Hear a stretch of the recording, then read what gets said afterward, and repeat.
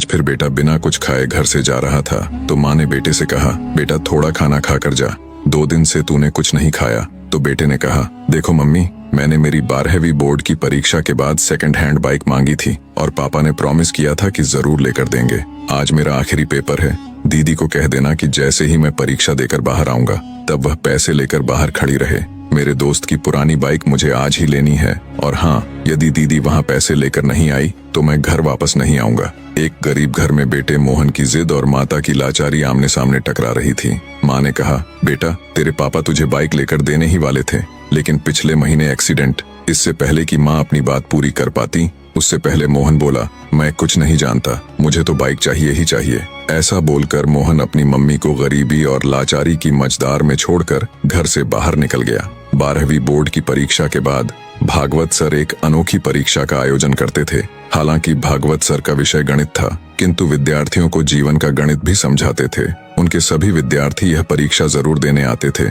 इस साल परीक्षा का विषय था मेरी पारिवारिक भूमिका। मोहन परीक्षा कक्षा में आकर बैठ गया। उसने मन में गांठ बांध ली थी कि यदि मुझे बाइक नहीं लेकर देंगे तो मैं घर नहीं जाऊंगा। भागवत सर ने क्लास में सभी को पेपर बांट दिए। पेपर में कुल 10 प्रश्न थे। उत्तर देने के लिए 1 घंटे का समय दिया गया था। मोहन ने पहला प्रश्न पढ़ा, आपके घर में आपके पिताजी, माताजी, बहन, भाई और आप कितने घंटे काम करते हो, विस्तार में बताइए। मोहन ने तुरंत जवाब लिखना शुरू कर दिया। पापा सुबह 6 बजे टिफिन के साथ अपनी ऑटो रिक्शा लेकर निकल जाते हैं और रात को 9 बजे वापस आते हैं। ऐसे में वह लगभग 15 घंटे काम करते हैं। मम्मी सुबह 4 बजे उठकर पापा का टिफिन तैयार करती है, बाद में घर का सारा काम करती है, दोपहर को सिलाई का काम करती है और सभी लोगों के सो जाने के बाद वह सोती है। लगभग रोज 16 घंटे काम करती है। दीदी सुबह कॉलेज जाती है और शाम को 4 से 8 बजे तक पार्ट टाइम जॉब करती है और रात को मम्मी के काम में मदद करती है। वो लगभग 12 से 13 घंटे काम करती है। मैं सुबह 6 बजे उठता हूँ और दोपहर को स्कूल से आकर खाना खाकर सो जाता हूँ। शाम को अपने दोस्तों के साथ टहलता हूँ।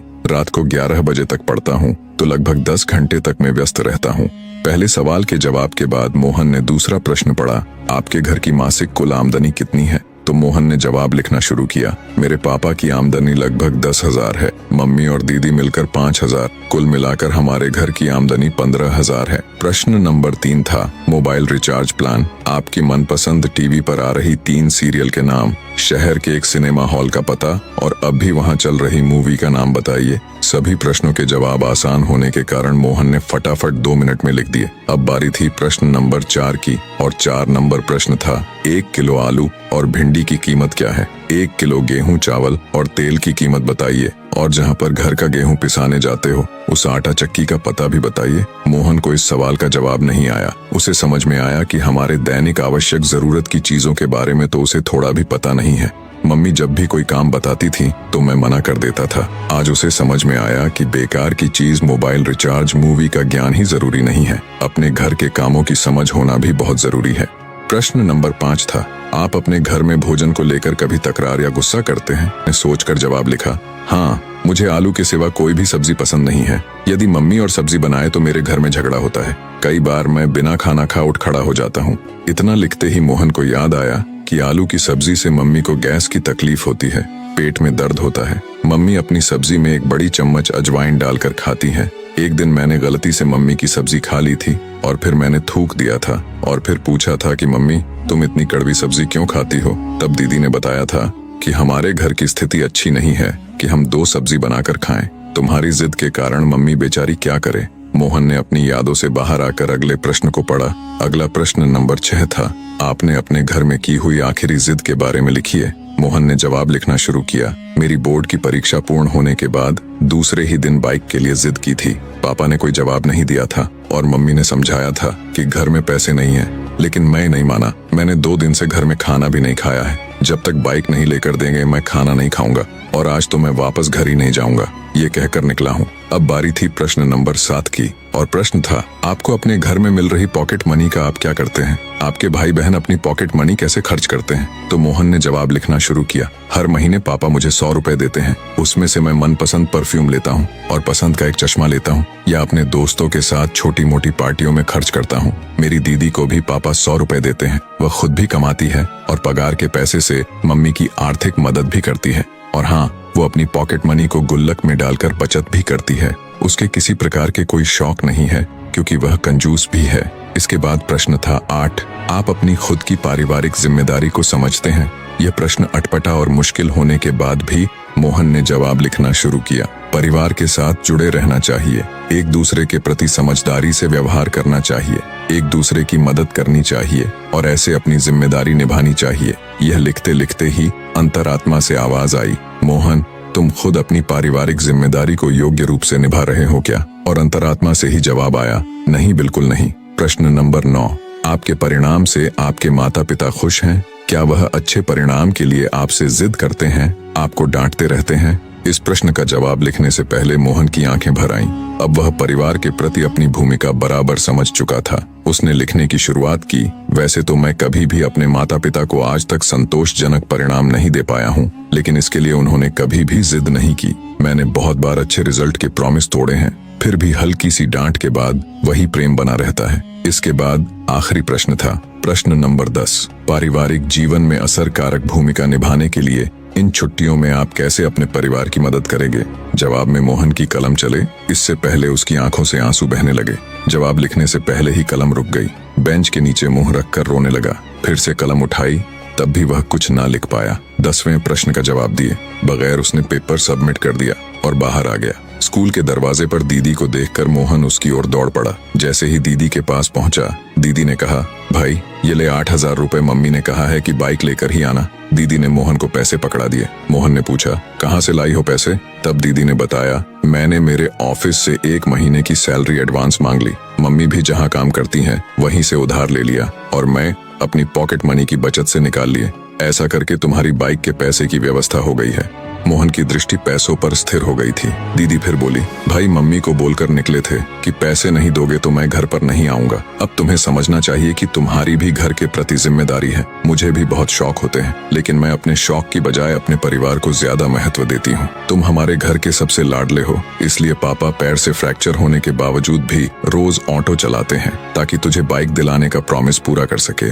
बाकी तुमने तो अनेकों बार अपने प्रॉमिस तोड़े ही है ना। मोहन के हाथ में पैसे देकर दीदी घर चली गई। उसी समय मोहन का दोस्त वहां अपनी बाइक लेकर आ गया। उसने अच्छे से बाइक को चमका दिया था। दोस्त ने कहा, ले मोहन, आज से यह बाइक तुम्हारी। सब 12,000 रुपए में मांग रहे थे, मगर यह तुम्हारे लिए 8,000 में। मोहन बाइक की ओर एकटक देख रहा था और थोड़ी देर बाद बोला, दोस्त तुम अपनी बाइक को 12,000 वाले को ही दे देना। मेरे पास पैसे की व्यवस्था नहीं हो पाई है और होने की संभावना भी नहीं है। यह कहकर मोहन सीधा भागवत सर की केबिन में जा पहुंचा। भागवत सर ने मोहन की ओर देखा और पूछा, अरे मोहन, कैसा लिखा है पेपर में? तब मोहन बोला, सर ये कोई पेपर नहीं था, यह तो मेरे जीवन के लिए दिशा निर्देश था। मैंने एक प्रश्न का जवाब छोड़ दिया है, किंतु वह जवाब लिखकर नहीं, अपने जीवन की जवाबदेही निभा कर दूंगा। और अपने घर की ओर निकल पड़ा। घर पहुंचते ही मोहन ने देखा कि मम्मी पापा दीदी सब उसकी राह देख रहे थे। मोहन को देखते ही मम्मी ने पूछा, बेटा बाइक कहाँ है? मोहन ने दीदी के हाथों में पैसे थमा दिए और कहा, सॉरी मुझे बाइक नहीं चाहिए, और पापा मुझे ऑटो की चाबी दो। आज से मैं पूरी छुट्टियां ऑटो चलाऊंगा और आप थोड़े दिन आराम करेंगे। और मम्मी आज मेरी पहली कमाई शुरू होगी, इसलिए तुम अपनी पसंद की सब्जी ले आना। रात को हम सब साथ मिलकर खाना खाएंगे। मोहन के स्वभाव में आए परिवर्तन को देखकर मम्मी ने उसको गले लगा लिया और कहा, बेटा सुबह जो कहकर तुम गए थे वह बात मैंने तुम्हारे पापा को बताई थी और इसलिए तुम्हारे पापा दुखी हो गए, काम छोड़कर घर वापस आ गए। भले ही मुझे पेट में दर्द होता हो, लेकिन आज तो मैं तेरी पसंद की ही सब्जी बनाऊंगी। तब मोहन ने कहा, नहीं मम्मी, अब मैं समझ गया हूँ कि मेरे घर परिवार में मेरी भूमिका क्या है। मैं रात को आपकी पसंद की सब्जी ही खाऊंगा। परीक्षा में मैंने आखिरी जवाब नहीं लिखा, वह प्रैक्टिकल करके दिखाना है। और हाँ मम्मी, हम गेहूं को पीसने कहाँ जाते हैं, उस आटा चक्की का नाम और पता भी मुझे दे दो। इसी समय भागवत सर ने घर में प्रवेश किया और बोले, वाह मोहन वाह, जो जवाब तुमने लिखकर नहीं दिया वह प्रैक्टिकल जीवन में करके दोगे। मोहन भागवत सर को देखकर आश्चर्यचकित हो गया और बोला, सर आप और यहाँ? तब भागवत सर बोले, मुझे मिलकर तुम चले गए, उसके बाद मैंने तुम्हारा पेपर पढ़ा, इसलिए तुम्हारे घर की ओर निकल पड़ा। मैंने बहुत देर से तुम्हारे अंदर आए परिवर्तन को सुना। मेरी अनोखी परीक्षा सफल रही और उस परीक्षा में तुमने पहला नंबर पाया है, ऐसा बोलकर और उसे आशीर्वाद दिया। ऑटो रिक्शा चलाने के लिए निकल पड़ा। इस कहानी को अगर आपने ध्यान पूर्वक सुना होगा तो ये कहानी हमें बहुत कुछ सिखाती है। इस कहानी से आपने सुबह सूर्योदय हुआ ही था कि एक वृद्ध डॉक्टर के दरवाजे पर आकर घंटी बजाने लगा। सुबह सुबह कौन आ गया? कहते हुए डॉक्टर की पत्नी ने दरवाजा खोला। वृद्ध को देखते ही डॉक्टर की पत्नी ने कहा, रघुवीर दादा, आज इतनी सुबह क्या परेशानी हो गई आपको? वृद्ध ने कहा, मेरे अंगूठे के टाके कटवाने आया हूँ डॉक्टर साहब के पास। मुझे 8:30 बजे किसी और जगह पहुंचना होता है, इसलिए जल्दी आया। सॉरी डॉक्टर साहब। डॉक्टर के पड़ोस वाले मोहल्ले में ही वयोवृद्ध का निवास था। जब भी जरूरत पड़ती वह डॉक्टर के पास आते थे, इसलिए डॉक्टर उनसे परिचित था। उसने कमरे से बाहर आकर कहा, कोई बात नहीं दादा, बैठो। बताओ आपका अंगूठा।